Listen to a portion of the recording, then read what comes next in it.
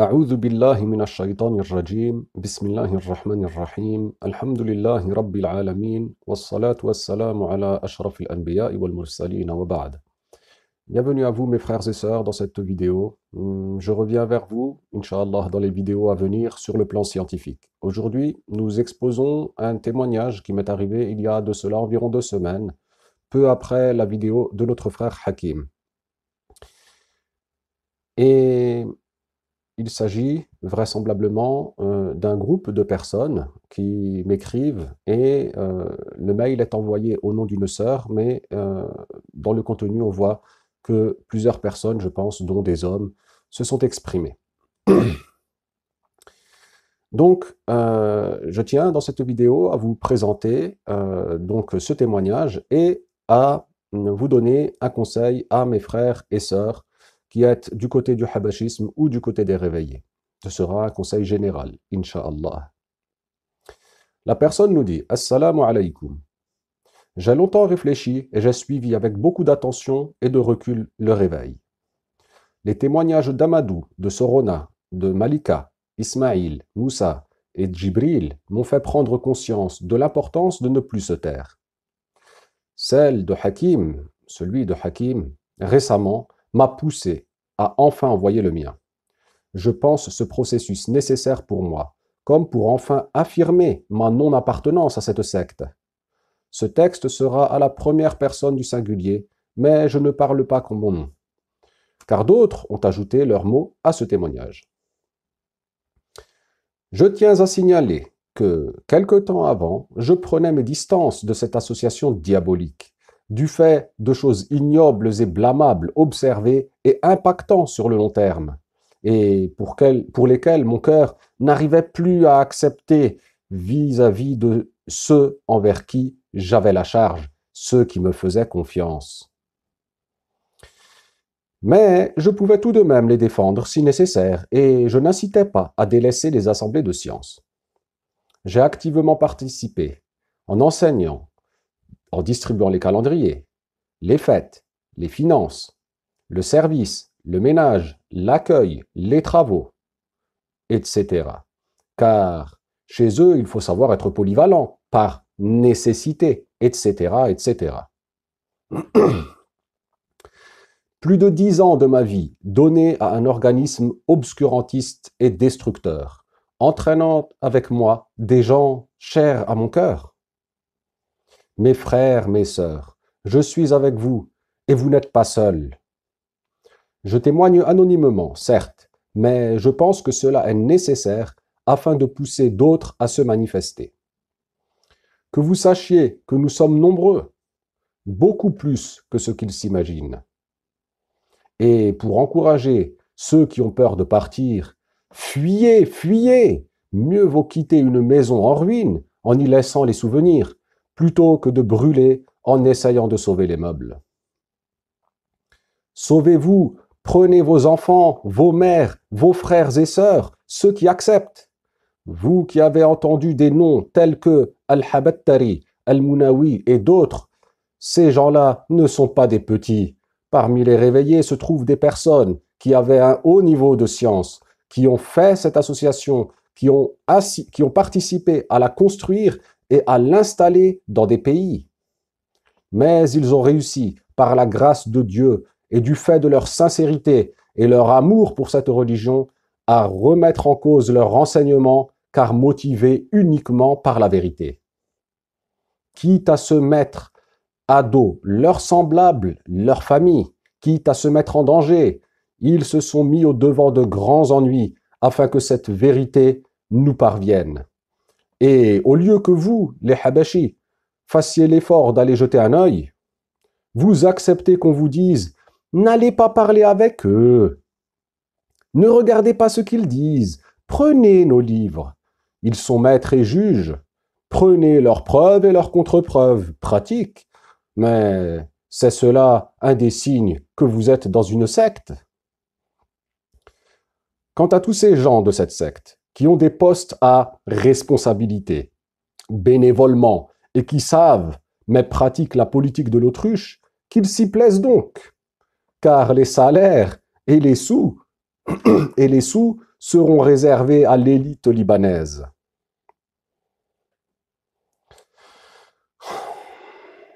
Si les gens n'entendent pas, fuyez même seuls. Ce n'est qu'une question de temps, car le mensonge jamais ne régnera. Certes, ils ont enseigné des choses vraies, mais comme d'autres sectes, leur mal est grand et sans conteste, ils détruisent les cœurs plus qu'ils ne raffermissent la foi. Combien de jugements faux ont-ils donné, se corrigeant sans même demander pardon? Combien de takfir sur la base d'un mot équivoque?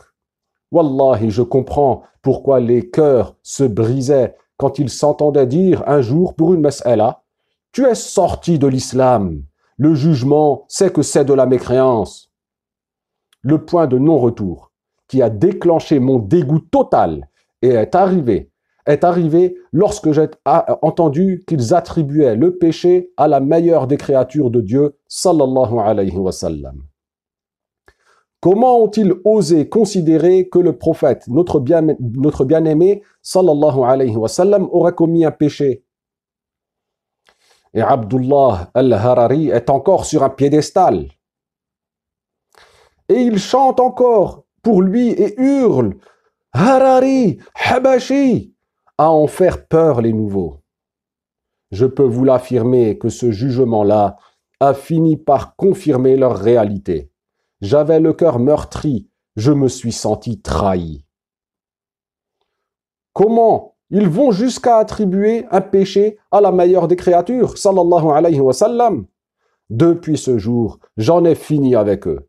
Quand j'ai vu les prémices du réveil, j'ai invoqué dans un élan d'espoir que cette association se corrige ou que Dieu les dévoile au grand jour. Mais ayant interrogé mon irresponsable qui a botté en touche, j'ai compris que, tout comme pour d'autres contextes et dans d'autres époques, jamais ils ne vont se corriger frontalement. Ils vont nier et faire des corrections comme si de rien n'était. J'ai vu des gens qui étaient des exemples de droiture concernant la religion se réveiller. Des gens pour qui la religion passe en premier. Et ils les ont insultés, rabaissés. Cela m'a d'autant plus convaincu de leur mépris et manigance pour taire la vérité. Ce qui se passe dans ces centres est grave. Cette association est organisée comme le sont les sociétés dictatoriales, à leur tête un despote, à sa solde des gens dressés et nourris au West-West, afin de les maintenir dans un musellement, dans la peur et l'angoisse, un embrigadement qui aujourd'hui, j'en suis convaincu, a été bien ficelé, étudié. Et il paraît évident que cette secte déploie plus d'énergie afin de garder leurs membres dans l'enfermement qu'à étudier les dalils et propager la vérité. Même les discours pour nous motiver et faire aimer leur association, perçue comme une force selon eux, je me rends compte finalement que c'était un aveu de faiblesse de leur part. En effet, ils disaient dans nos centres, on a beaucoup de convertis et des gens de toute origine. En réalité, cela montre à quel point ils rallient des gens isolés, seuls, faibles, vulnérables et dans le besoin de s'identifier à une communauté. Ils ont du mal à faire venir des musulmans d'origine. Leurs centres sont vides, mais ils continuent à encaisser l'argent des sympathisants. Et je dis cela sans manquer de respect aux convertis, qui se sont fait avoir également. Je ne remets pas en cause leur sincérité, leur envie d'apprendre, qui est normale et noble. Ils nous le disaient clairement. Ils nous veulent comme des moutons. Subhanallah, dans quoi étais-je? Le réveil a été brutal, mais salutaire. Ils sont en vérité avides d'argent et de pouvoir, tels des ogres. Voilà mon ressenti, et c'est une certitude. Le Liban, l'Eldorado, vendu comme une terre fertile en sciences et accueillante. Ouvrez les yeux, s'il vous plaît. Qui sont à la tête dans les centres? Rabi' de Narbonne, je ne vais pas dire ce que j'en pense. lui qui a semé la graine du West-West dès mes débuts dans cette association. Ils ont mis dans nos cœurs la peur de la Ummah. Comment avons-nous osé juger nos familles, nos amis, des étrangers mécréants? Comment en est-on arrivé là? J'ai vu des gens sombrer, frôlant la folie, n'arrivant même pas à faire le wudu, à réciter le Coran, des mariages brisés, sans commentaire. Aujourd'hui, je revis, je ravive ma foi, et je resterai discret quant à l'exposition de mon identité, car il en va de la sécurité de gens qui seraient identifiés et craignent pour leur famille et leur vie. Je ne suis pas seul, et je ne souhaite exposer aucun de ceux qui se sont réveillés autour de moi, car ils craignent, et à raison, les méfaits sordides de cette secte, car dans nos entourages, beaucoup y baignent encore et se croient toujours sur le bateau saccagé de la sauvegarde. Un lavage de cerveau tel que même si vous aviez fait de longues études et être curieux de nature, une fois dedans, il vous faudra pour en sortir un déclic ou une thérapie salvatrice de lecture du Coran. Il faut débrancher la machine avant qu'elle ne vous broie. N'ayons pas honte de reconnaître. On s'est fait duper, mais alhamdoulilah, Dieu nous accorde par la raison de réfléchir. La peur de « où allez-vous apprendre ?»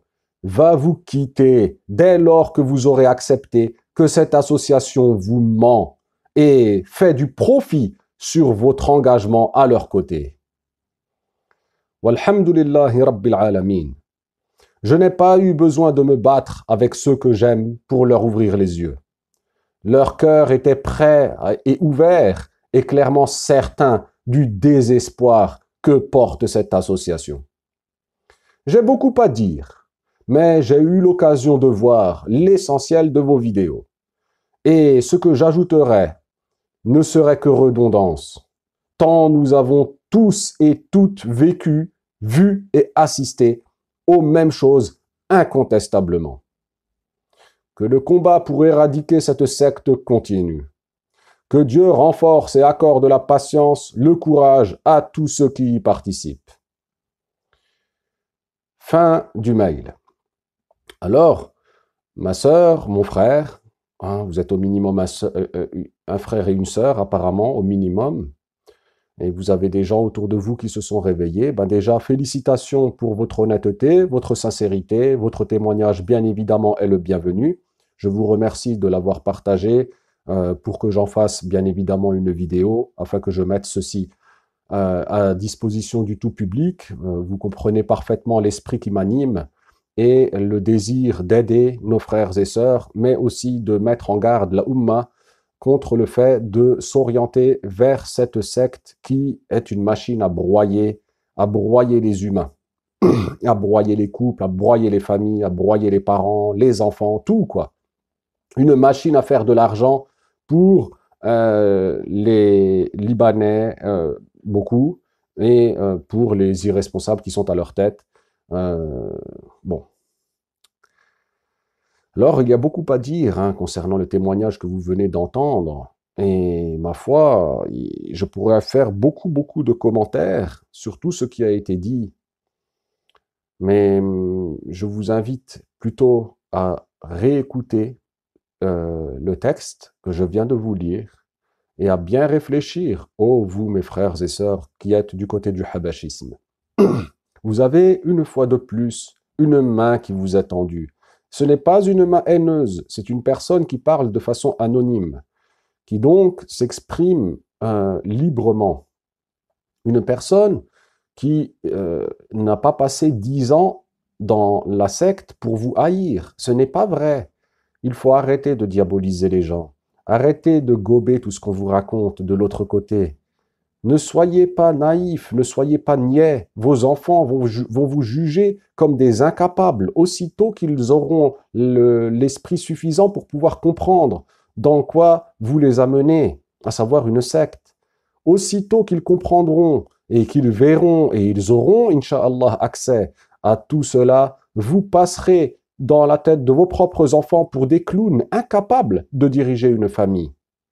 Bien sûr, des gens qui amènent leurs enfants dans une secte, comment donc seraient-ils capables de diriger une famille? Encore si vous n'aviez pas les éléments, les arguments et les preuves, on pourrait dire et trouver une sorte de circonstance atténuante que vous ne saviez pas. Or, aujourd'hui, tout s'étale de plus en plus et cela ne va faire que continuer et s'aggraver pour votre cas. Ne voyez-vous pas la trajectoire, qu'elle est mortelle et fatale pour vous si vous continuez à vous entêter à rester dans cette secte? Raisonnez donc.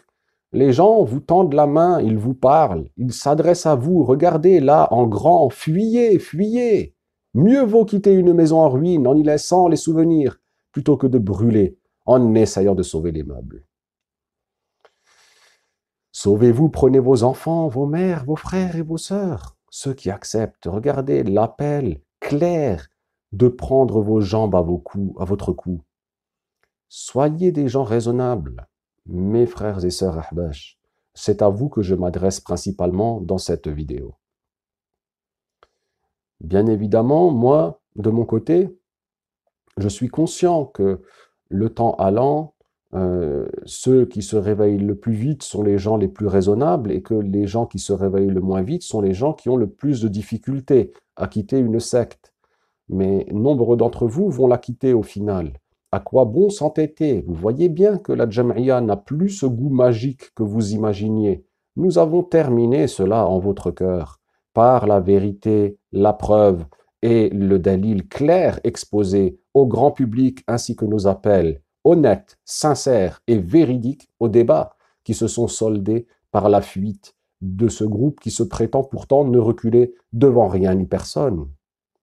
Tout ceci, ce sont des signes clairs qui vous ont été adressés. Tout ceci a été mis en place afin de vous aider, de vous tendre la main.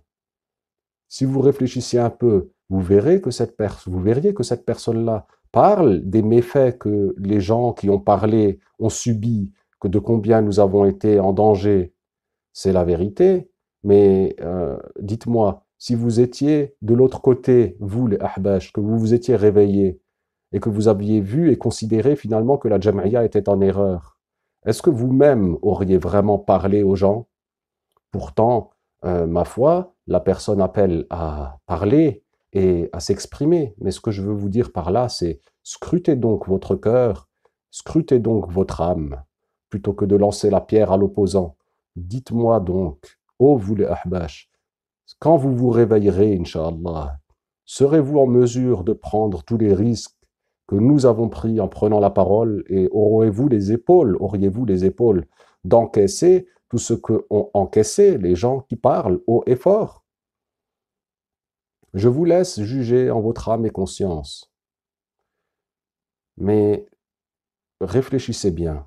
Ce sacrifice qu'ont fait nombre de personnes pour vous apporter la lumière et la clarté, la délivrance et la liberté, vous êtes, pour ceux qui restaient encore dans la secte, de bien malheureuses victimes, a priori du syndrome de Stockholm, c'est-à-dire le fait de rester amouraché de son bourreau. Libérez-vous donc de cette secte, et quant à mes frères et sœurs réveillés, ceux qui sont assez équilibrés et qui ont réussi à prendre le dessus et à sortir la tête de l'eau, les gens qui veulent le bien pour autrui et qui ne sont pas ici pour une vindicte ou pour simplement se venger, etc., mais qui vraiment cherchent à être utiles à la Ummah et qui ont donc la sincérité dans le cœur de faire ce travail afin d'apporter à nos frères et sœurs dans la secte et en dehors de la secte les éléments nécessaires à la protection contre cette secte. Ma foi, vous êtes les bienvenus et je vous incite, ainsi que cette personne-là, que ces personnes-là, à prendre la parole. Et mon dernier propos sera que beaucoup de personnes ont eu peur et ont décidé de ne pas s'exprimer. Sauf que quand ils ont été dans le collimateur, les Ahbash les ont terminés. Les Ahbash les ont écrabouillés. Parce que se recroqueviller face à une secte qui est nuisible, ce n'est pas la bonne stratégie et ce n'est pas la bonne solution. ils se sentiront forts de vous massacrer et estimeront qu'ils sont en train de donner la leçon aux autres en vous massacrant. Il faut résister et la résistance se fait par la parole. Soyez un brin courageux. Et je vous rappelle que lorsque nous étions dans la secte, il nous racontait, à qui veut bien l'entendre et à tue-tête, que nous serions dans l'armée de l'imam al-Mahdi. Alors je vous le demande, mes frères et sœurs, si pour dire la vérité simplement, pour accepter la vérité simplement, pour vérifier les preuves simplement et accepter de se remettre en question, oh vous, les frères et sœurs Ahbash, vous n'y arrivez pas, pensez-vous donc vraiment que vous serez prêts lors de la venue de l'imam al-Mahdi à assumer bien plus que cela? J'en doute très très fortement, et en fait j'en suis même convaincu que vous ne ferez strictement rien pour la plupart, puisque vous êtes en état de faiblesse et de torpeur. Quant à mes frères et sœurs réveillés, et je remercie encore ceux qui honnêtement et sincèrement ont apporté leur témoignage sur la chaîne, barakallahu fikum, et ceux qui veulent et qui seront à venir, vous êtes les bienvenus, Inch'Allah, dans un cadre de désir, de bienfaisance pour nos frères et sœurs qui sont encore dans la bulle ou pour nos frères et sœurs qui sont en dehors de la bulle afin de les protéger. Tels sont mes propos et je vous dis à bientôt, Inch'Allah, pour la suite sur le plan scientifique. Walhamdulillahi awwalan wa akhira.